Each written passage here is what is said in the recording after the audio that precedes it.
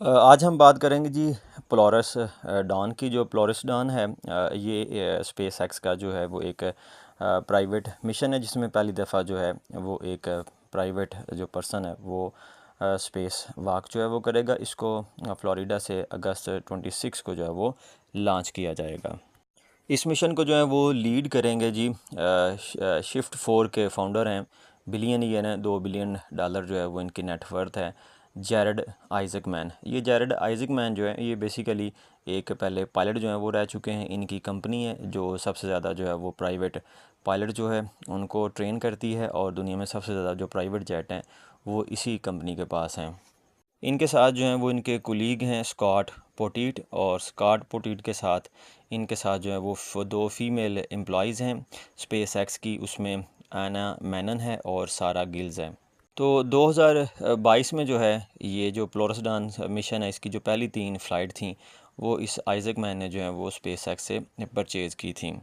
और ये जो आइजक मैन है ये इससे पहले भी जो है वो स्पेस में जा चुके हैं, यानी कि 16 सितंबर 2021 को जो है स्पेस एक्स का ही जो है वो एक मिशन था जी, इंस्पायरेशन 4। उसमें उसका जो है ये हिस्सा थे, और उसमें जो है ये लोअर ऑर्बिट में ये गए थे स्पेस में। इसके लिए जो आइजक मैन ने पे किया था उस अमाउंट को तो डिस्क्लोज़ नहीं किया जा सका। बहरहाल इतना इसमें जो है वो कहा गया कि जी $200 मिलियन जो हैं वो बेसिकली एक फ़ंड रेजिंग के लिए ये काम किया गया था, और ये Saint Jude children research hospital है उसके लिए ये फ़ंड रेजिंग के लिए जो है वो आइजक मैन ने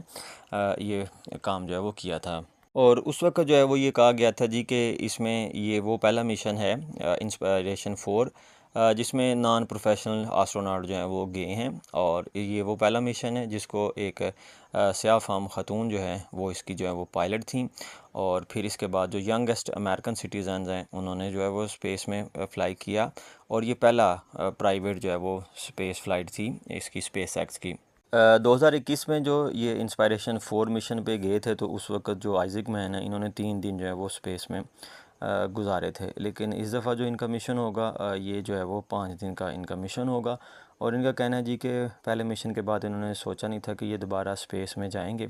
लेकिन चलें अब इनको दोबारा से जो है वो मौका मिल रहा है। और बेसिकली ये कोई जॉय राइड नहीं है ये, बल्कि ये एक टेस्ट मिशन है। और इसमें जो इनके कुलीग हैं स्कॉट स्कॉट जो है वो एयर फोर्स के पायलट रह चुके हैं, और बाकी जो स्पेस एक्स की 2 फीमेल जो एम्प्लॉई हैं वो बेसिकली इंजीनियर हैं। और इस दफ़ा जो स्पेस सूट जो हैं यूज़ करेंगे ये चारों, इसको जो है वो कहा गया जी कि ये एक्स्ट्रा व्हीकुलर एक्टिविटी सूट है, जिसको 2.5 साल के अरसे में जो है वो स्पेस एक्स ने डिज़ाइन किया है। आइजक मैन का कहना है जी कि शुरू से ही इसका जो है वो ख्वाब था कि वो एस्ट्रोनॉट की तरह जो है वो स्पेस में जाए, और इसलिए अब ये जो स्पेस एक्स है उसके मिशन जो है उसको फ़ंड कर रहा है ताकि जो टेक्नोलॉजी है उसको मज़ीद जो है वो बेहतर किया जा सके, और जो स्पेस एक्सप्लोरेशन है उसको मज़ीद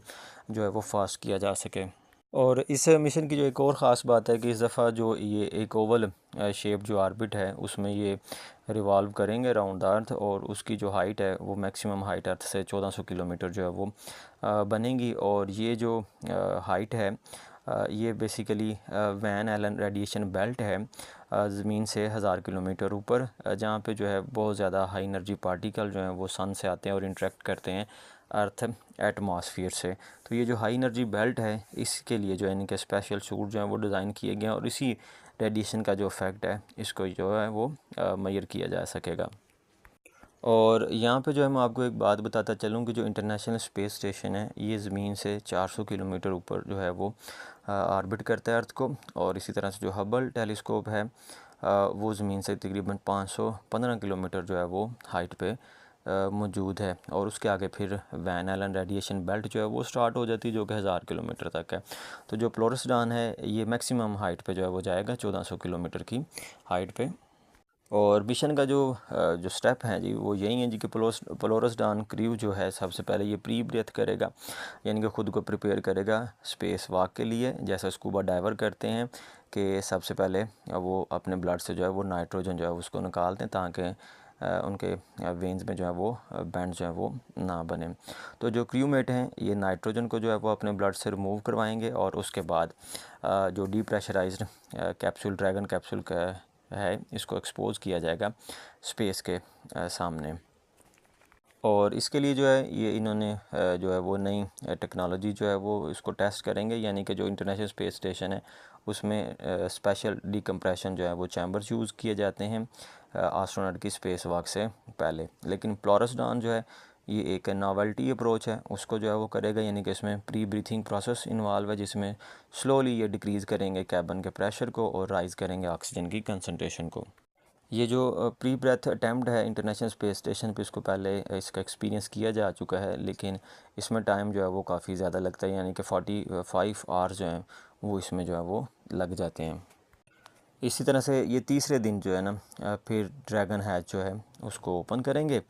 और उसके बाद जो है तकरीबन ज़मीन से 700 किलोमीटर ऊपर जो है ये अर्थ में जो है वो स्पेस में जो है वो वॉक करेंगे। और इसमें 4 में से सिर्फ 2 मेंबर जो हैं वो ही इसमें वॉक करेंगे, उसमें आइजैक मैन है और गिल्स जो हैं ये इसमें जो है वो स्पेस में वॉक करेंगी। इससे पहले जो प्राइवेट मिशन 2021 में गया था वो सिर्फ 400 किलोमीटर की हाइट पे जो है वो रह चुका था और उसमें कोई जो है वो स्पेस वॉक शामिल नहीं थी। और इस दफ़ा ये जो स्पेस वॉक के लिए आइजैक मैन और गिल जो हैं ये सूट इस्तेमाल करेंगे, इसमें कोई भी प्राइमरी लाइफ सपोर्ट सिस्टम जो है वो नहीं होगा, यानी कि इसमें बैकपैक नहीं है। आमतौर पे जो प्रोफेशनल एस्ट्रोनॉट है उनके सूट के साथ जो वो बैकपैक होता है जो इसको इनेबल करता है कि वो रिपेयरिंग कर सकें और हार्डवेयर को जो है वो रिप्लेस कर सकें। लेकिन इस दफ़ा जो इनका सूट है उसमें सिर्फ इनको जो है वो लॉन्ग होज से अटैच किया जाएगा इनके अपने ड्रैगन के स्पेस शटल के साथ, जहाँ से जो है वो इनको सपोर्ट मिलती रहेगी। और क्योंकि इसने इस दफ़ा जो ड्रैगन कैप्सूल है इसने सारे का सारा जो है वो हाई रेडिएशन के सामने एक्सपोज हो जाना है, तो स्पेस एक्स की टीम जो है इसके ऊपर, इसके एवियनिक्स के ऊपर काफ़ी ज़्यादा जो है वो काम करती रही है, यानी कि लैब एक्सपेरिमेंट में जो एवियनिक इक्विपमेंट्स हैं इनको रेडिएशन से एक्सपोज किया गया, तब तक एक्सपोज किया गया जब तक ये टूट नहीं गए। तो इससे जो है वो कैलकुलेट किया गया कि जो है स्पेस में हाई रेडिएशंस को जो है ये बर्दाश्त भी कर सकेंगे कि नहीं।